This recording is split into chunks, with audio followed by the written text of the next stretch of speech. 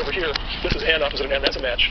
And this is A opposite of A, that's a match. And actually, those are the only three possible matches that exist. We've got a diagonal in here as a mismatch. It ends up putting two characters opposite each other, and they're not the same, so it's a mismatch. Okay? And it already said that the vertical and horizontal. Again, every vertical and horizontal edge ends up putting a space in. So no spaces cost -1 in our original objective function we started off the hour with, but it's now gone. So what I'm getting to is this. If you have a path that specifies the alignment, and if you count a -1 for each edge that I did not put a number on, that was just for cleanliness, just to keep this from being cluttered. But if you put a -1 on every edge that doesn't already have a number on it, and you have a 1 on these three, if you take a particular path from 0, 0 down to NN, and you add up the numbers that are on there, some will be 1s, possibly some will be -1s, but that sum is equal to the value of that alignment. Okay? So, alignment graph for strings Dan and M, the weight on each edge is -1, except for the three edges marked in the figure which have weight +1. So just imagine that there's a -1 written on each of these edges where I don't have the +1. And then the claim is related to this one.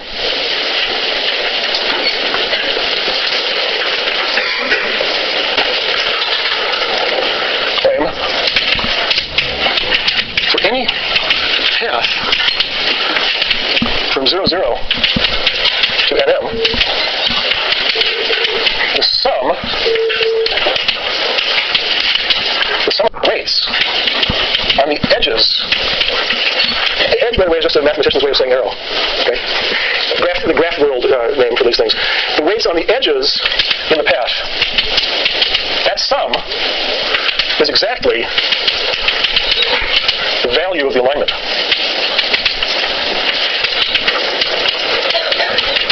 Okay?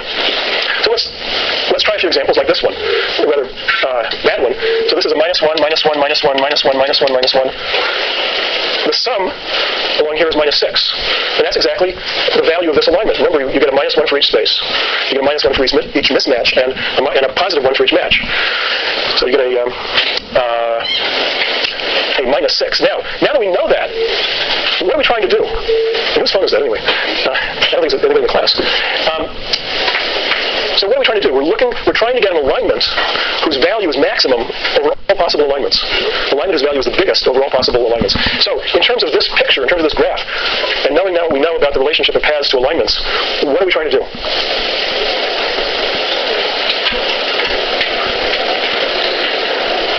What kind of path do we want to find from here to here? One that has a total sum that's very small, there's a small negative number sum, or what? What? Yeah, what we're trying to do is find a path from here to here whose sum, total sum or total distance is often called, whose total distance is as large as possible. Because each time there's a positive number, that's a match. Each time there's a space, it's a negative number. Each time there's a mismatch, it's a negative number. So we want a path which has a large positive value, or a large value. I mean, positive would be great. It doesn't have to necessarily be positive. So just eyeballing this, just looking at this, what looks like a good path?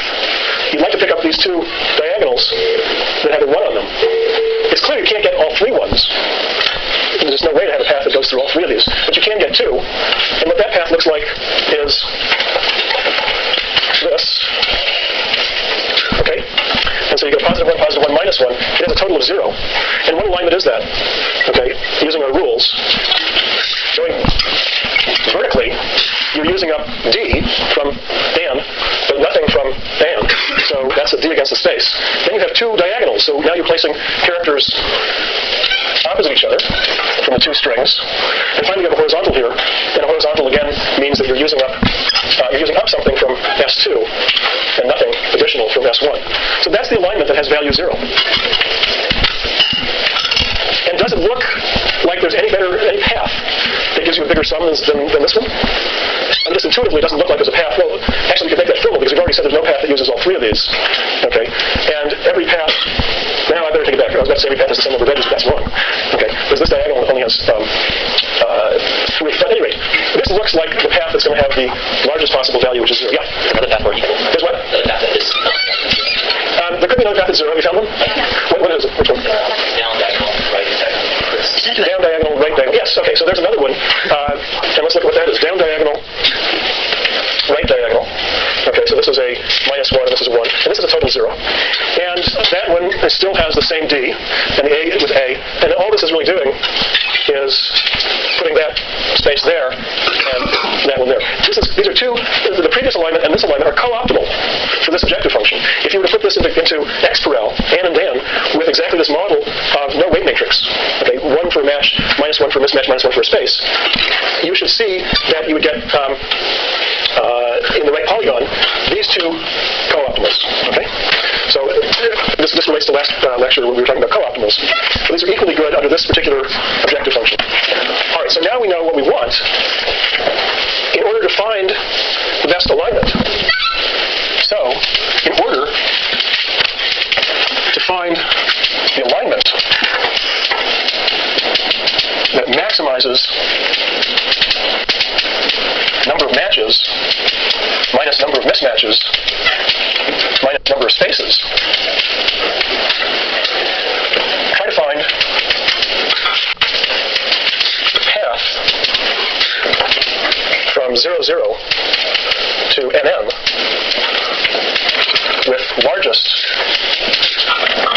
edge sum, also sometimes called distance. It's hard to think of a negative distance. I mean, if these edges, actually, anyway, that's the terminology. People talk about those things as distances. All right, now is this clear? This transformation, we've transformed what an alignment is to this picture. We've now transformed the alignment question to a question in this picture. Did we make any real progress? I mean, we didn't have a method previously for finding the best alignment. Now we have a problem that's got different terminology, but are we getting closer to a solution? Yeah.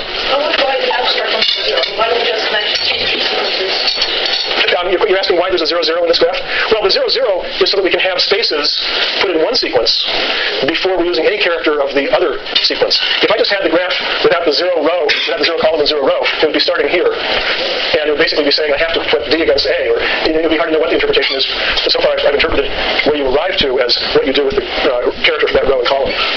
What would you do with the D and the A if we started there? But having a 0 row says I can move along that row consuming characters from S2 without ever using anything from S1. So I'm putting spaces opposite those. Or similarly, going down the columns, I can do the same thing. They're trying to create something for our metrics. Sorry, what? They're trying to create something for our metrics, but you're inserting two spaces in the structure, right? You're inserting two spaces in sequence, right? When you make anything else. I didn't catch that, but I think you're right. Yeah, sorry, I didn't really hear it clearly. I'll remind you to try to speak in your microphone, which will help me and the listening audience at home. Okay, good. All right, so now we have this problem. I want to find the path that goes from 0, 0 to NN with the biggest total sum. And I could, again, just enumerate all possible paths, but we already know. Well, how many possible paths are there, by the way? Does anybody either know a formula or know where I can find a formula for that? Yeah. It's on all the ways you can reach certain points and add it up. What you're saying is we can think about it. We can do that, but add it up. For example, for the 0, 8, Yeah. there's one path to that point. And if you diagonal, then you calculate how many paths you can get to that point. Yeah. And just keep adding up. Yeah, that's true. We can get a recursive kind of approach to counting how many paths are at each point. But there's a simpler way. I want to know how many paths are there from 0, 0 to NM. And I don't want to do a lot of work right now. I just want to turn a page, perhaps, and find it. Yeah. Is what? N times M? Yeah. No, N times M, no. Too small. What? Exponential n plus m versus exponential Not right. Yeah, maybe. Yeah. It's what? 2 to the n plus m? 3 to the n plus m? No. 2 to the n plus m? No. Okay, here's the point. We, today, argue that every path gives you a different alignment, and every alignment gives you a different path. So the number of paths is exactly equal to the number of alignments. Okay? There's a one-to-one correspondence between each path from 0, 0 to NM and a different alignment of S1 and S2. Okay? That's the whole point of today's lecture, essentially. And we've already come up with a formula for the number of alignments. I don't think you have to know it off the top of your head. But we already have it. It involves a summation of product of factorial, of number of coefficients, and so on. So the number of paths is exactly equal to that same formula we already had. Okay, that's the answer I was looking for. Okay. So we can't, again, for the same reason, we're not going to try to enumerate all those paths. But actually, somebody suggested how we could calculate the number of paths sort of on this picture here. And that turns out to be a very useful observation, which leads us really to how we're going to calculate the path that has the biggest sum. We're going to say, what's the best sum of a path that goes from here to here? Of all the possible paths that go from this one to itself, what's the biggest possible value you can get? 0, because really the only path is just to sit there. Because of the way the edges go, the arrows go, you can't do anything else. Then we might ask, what's the best possible, by best I mean, what's the biggest sum we can get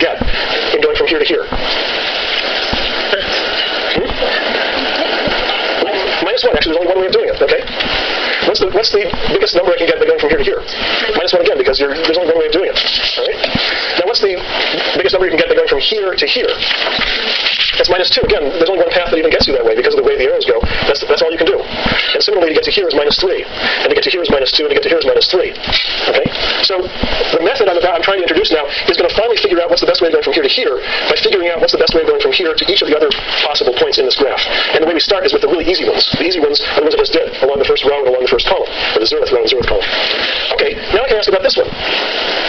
What is the, of all the paths that can take you from here to here, what's the path with the largest sum? It has a -1, just go directly, because if you went this way and this way, it would be -2. Or if you went this way and this way, it would be -2.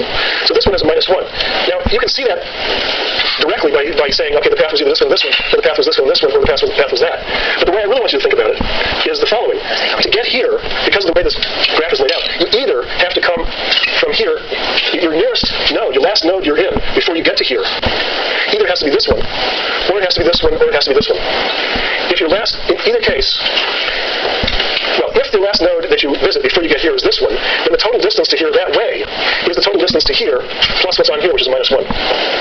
If you come through this node as your last node, then the distance along that path is whatever the distance was to here, which is -1, plus whatever the distance is along this edge, which is -1, that's -2. A similar reasoning tells you this is -2. Okay, let's make this a little more interesting, perhaps. Let's say I want to go from here to here. What's the best way? What's the path with the largest sum on it? I don't want to think about all the possible paths that get you there. Already we're seeing that's growing to be a large number. I want to apply that logic I just went through. The logic said, if I'm going to get here, the last node I visit before I get there either has to be that one, or that one. Because that's the way the graph is laid out. If it's this one, then the total distance of that path would be whatever the distance was to here, which I know was -2, plus this distance along this edge, which is -1. So that would be a total of -3. If it's this one, it's the distance to here, which is -1, plus this edge distance, which is another -1, that gives -2. If it's through here, it's the distance to here, which is -1, plus that one, which is -1.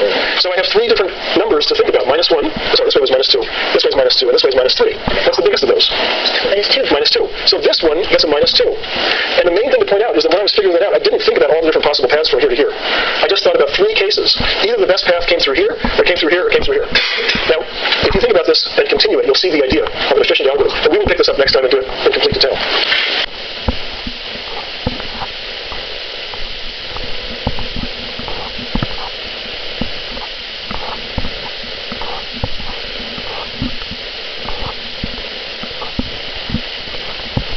Back to the question we started talking about last time, which is how to compute the similarity between two sequences, how to compute it efficiently. And what I did last time, remember, is I defined and described this thing called an alignment graph, and then we saw that there was a one-to-one correspondence between alignments of the two sequences displayed on the alignment graph and paths in the alignment graph from the upper left-hand corner to the lower right-hand corner. And that correspondence really helped clarify our thinking about alignments and how to compute good ones. So I'm going to go back to pretty much where we stopped last time. Get the screen.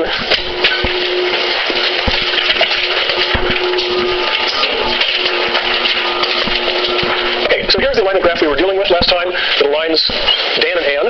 And what we said again was that every path from the upper left-hand corner to the lower right-hand corner in this alignment graph specifies an alignment, a unique alignment. Every two paths that are different specify different alignments. And conversely, every alignment corresponds to one such path, and two alignments that are different correspond to different alignments, different paths. And then we introduced this notion of weights, or distances on the edges. So a distance of 1 meant that the edge that went into here corresponds to two characters that are the same, so this is a match. There's another match, or you can call it a potential match if it's used in an alignment.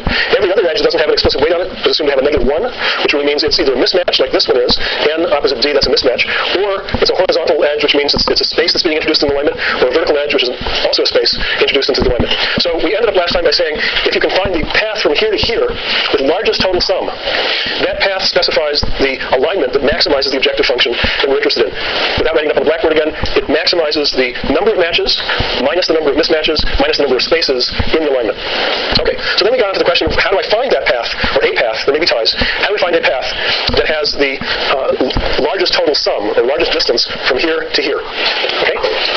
And I started introducing this sort of procedure, which was, it follows the following idea. I really want to compute the longest path from here to here, and the way I'll do it is by computing the longest path from here to each of the other nodes in this alignment graph, ultimately finding the longest path from here to here. So we start with the really easy questions. The really easiest question, what's the longest path from here to itself?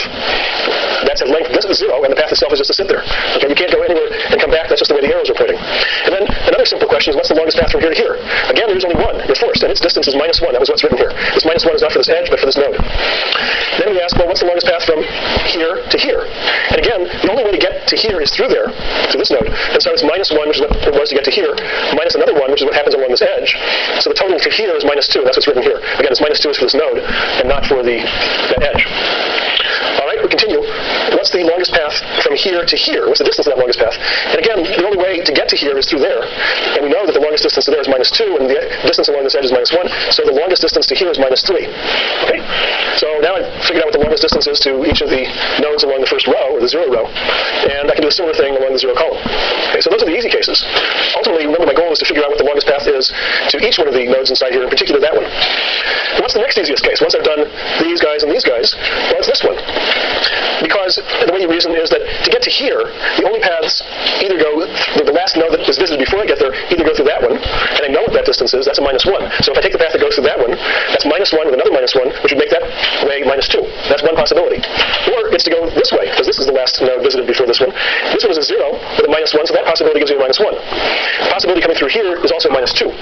So the largest over those three possibilities, -2, -2, and -1 is, the largest is -1. It's easy to get confused and talk about it and think about absolute value and say, no, the largest is -2. No, the largest is -1. So I now know what the distance is to here. It's -1. Okay? Now let's look at this one. This is a little bit more instructive to look at this guy. Again, the reasoning is going to be this. To get to here, the last node I visit, if I think of all the possible paths that take me from here to here, the last node I visit before this one is either this one, or this one. 3 possible neighbors. That's important to keep in mind. If the path I take goes through here, then the distance is -2. That's the longest distance to get to here. With another -1, so that would be a -3. If it goes through here, that's a -1 with another -1, that's a -2. And if it goes through here, it's a -1 with another -1, that's a -2. So you have 3 possibilities, -2, -2, and -3. The largest of those is -2. Okay? Let's just do one more before I make my main point. Let's try that one. What's the longest distance to there? Well, either that path, the best path that gets to here, either goes through that node, in which case its distance is -3, -1, which is -4, or it goes through that node as the last node before it reaches there, which is -2, -1, which is -3, or it goes through there, which is -2 with a -1, which is -3. So again, we have 3 possibilities, -3, -3, and -4. The largest of those is -3. Okay? Now the key thing I want to point out here, and it's true everywhere else, is that when I figured this out, after I had already done the 3 neighbors, I didn't have to, when I'm trying to figure out what's the longest path that gets me from here to there, I didn't have to think about all the possible paths. I didn't have to enumerate all the paths from here to there. Even though this is a small slice, there are a fair number of paths. We can figure out what it is, but it's certainly better than 3.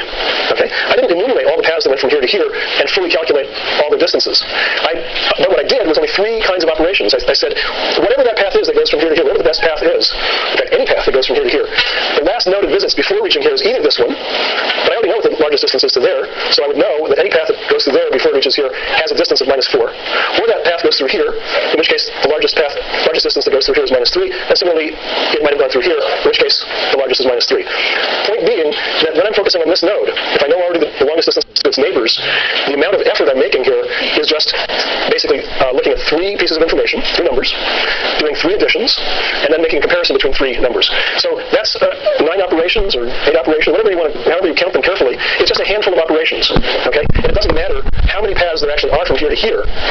The number of operations I do when I'm focusing on this node is just that 8 or 10, whatever that small number is.